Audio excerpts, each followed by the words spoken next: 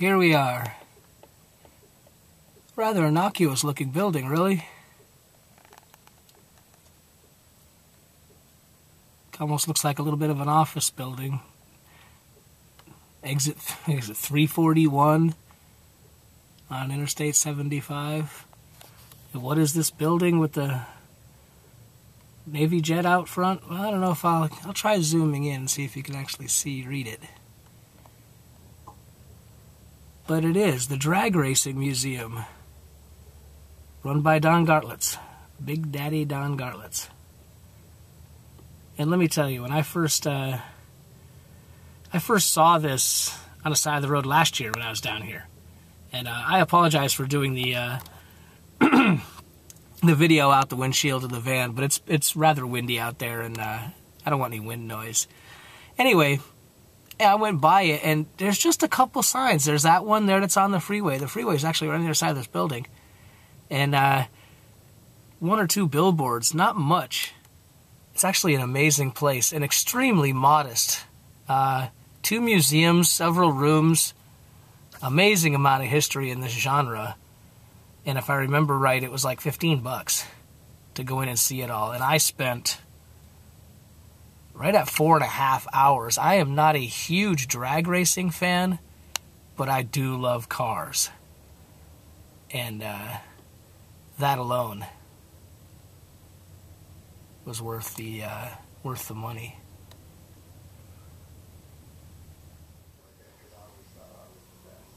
Well, here we are inside Don Big Daddy Garlitz's Museum of Drag Racing.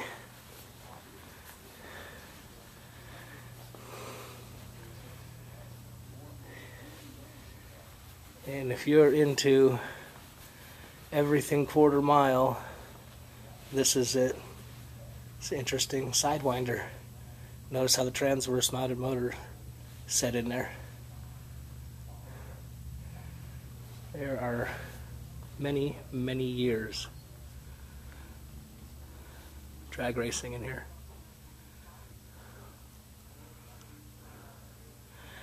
I'll find a couple of the cooler looking ones, including this model here.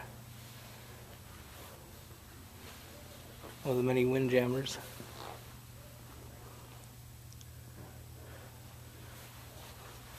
Back in the days when the driver sat behind the engine.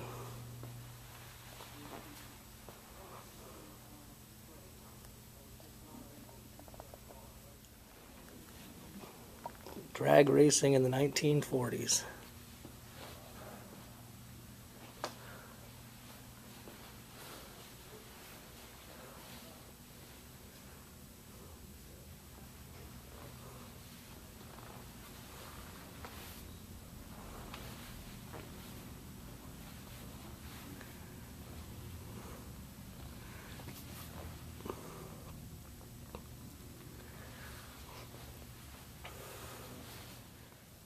This museum has a lot more than just dragsters.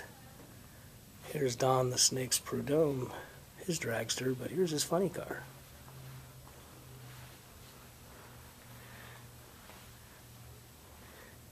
And as you know, Don the Snake Prudhomme was pretty much the king of funny cars for his time. And of course, the only thing that can catch a snake is the mongoose. Man, what boy who was growing up in the 70s didn't have the models, the mongoose and the snake.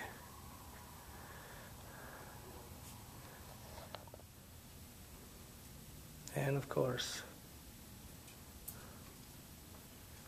who else would have a pink dragster?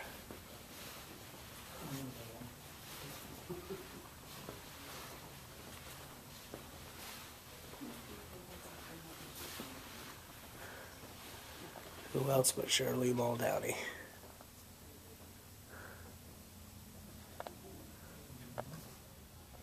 And you just saw the car that had the engine in front of the driver. You pause to read that if you can. But if not, the bottom line was get a massive transmission failure. And as can be seen in this photograph here,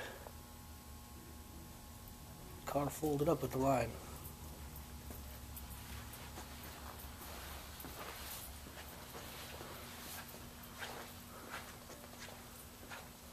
And that was this car here.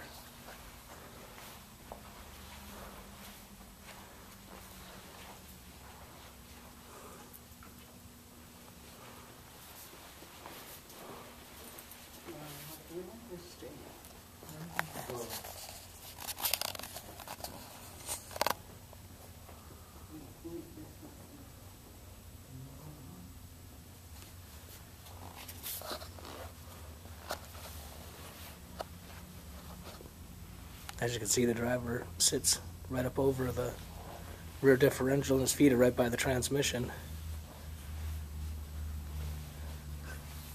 So when that transmission exploded,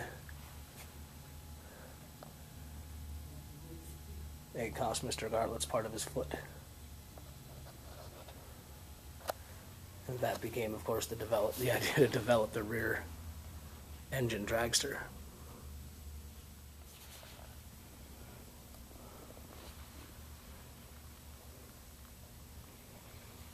Rear engine dragsters like this one here.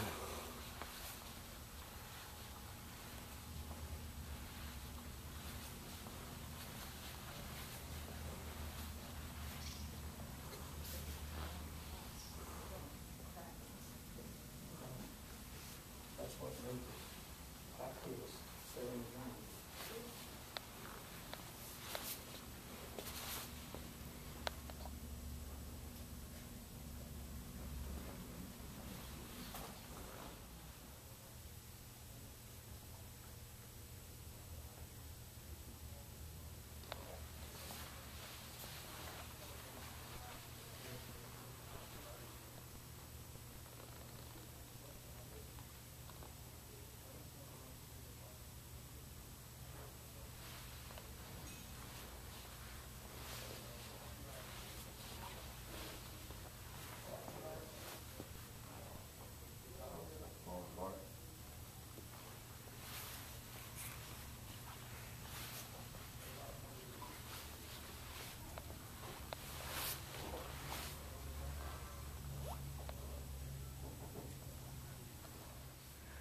Alright, well, I'm going to be heading out here to show you a couple of the streamliners. No, salt flats kind of cars. There's a relatively famous one right there.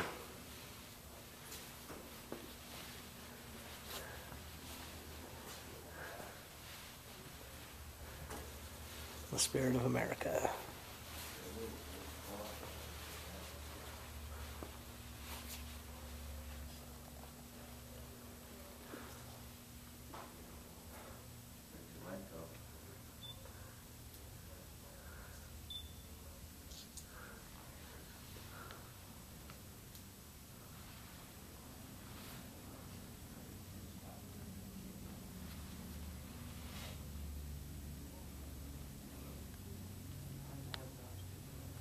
I did find something interesting on here, though. People who are into custom cars will recognize that name.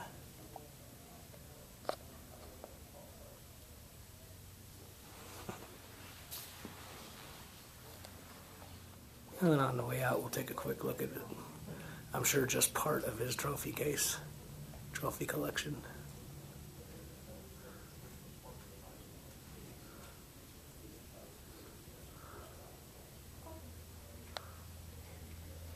You know, I really didn't know where I was going to start this video, but I came across this case. It became pretty obvious. I know there's going to be some bad reflections.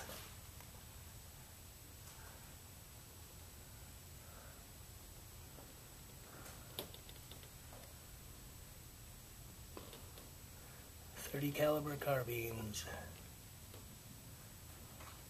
Again, I apologize for the For the reflections, there's nothing much I can do about that.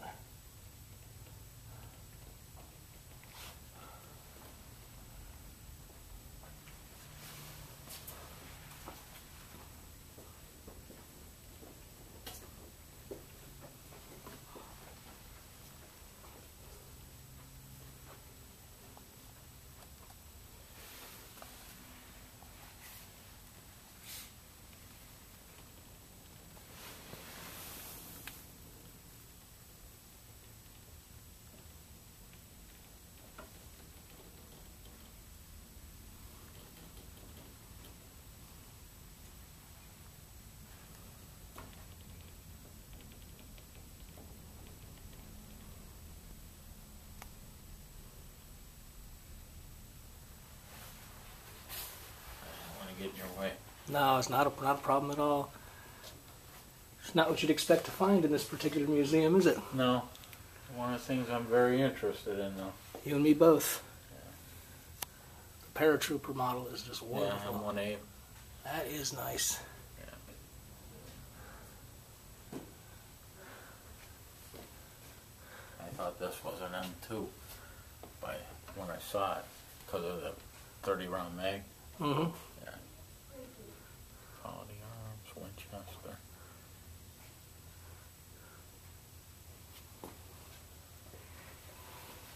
The gentleman and I that are looking at the case, part of the reason we're a little surprised is we'll come over here, look at the cartridges, and look up here. You can make out whose name is on that. That gives you an idea of where we're at. Yeah.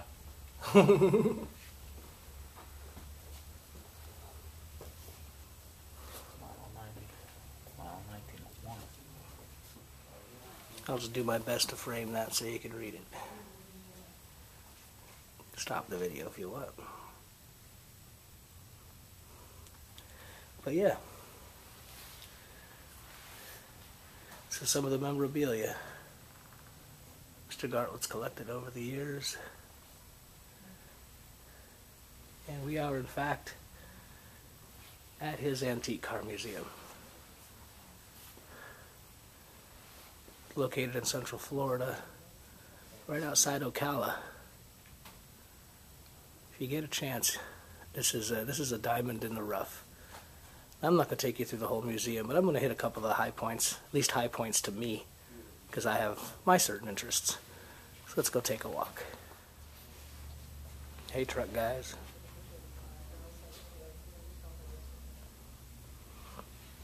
Take a look at the story.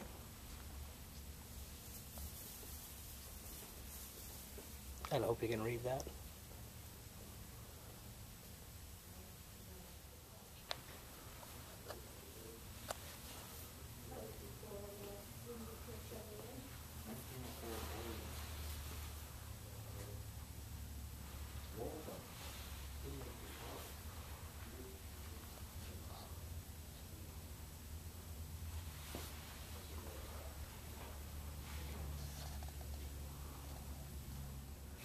And here's one of my actual dream cars. 54 MGTF.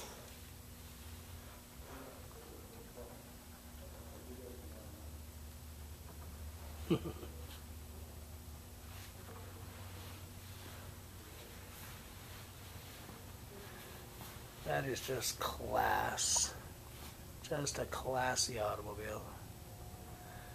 And again, not a big car. You can see its next door neighbor is a Karmann Ghia.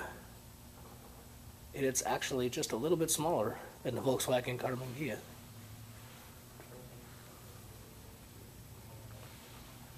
Elegant. Simply elegant.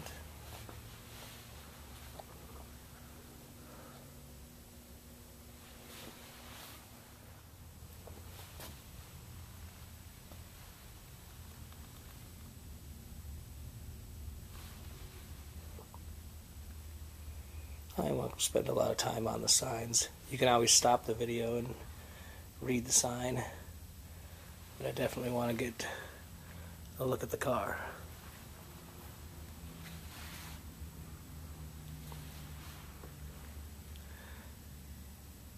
Fairlane 500 Ranchero. That is just an amazing car.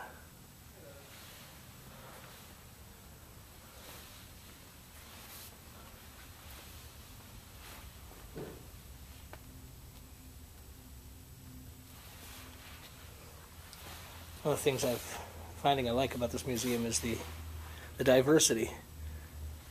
Obviously, Mr. Garlits is well known for his association with Chrysler, but his love of cars spans all makes.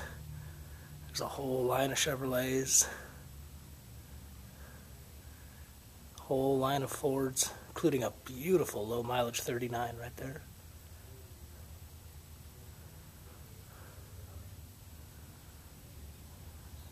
And you can see all the engine displays in the center. Like I said, I just want to give you a look, because you really need to come over here. Anybody who's on the East Coast finds themselves in Central Florida. A couple of Mustangs, 64.5, the orange one, 66 ragtop.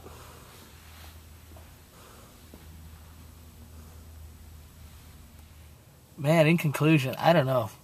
It's amazing. This is a gem hiding. You know, how do you say that? This is a diamond in the rough.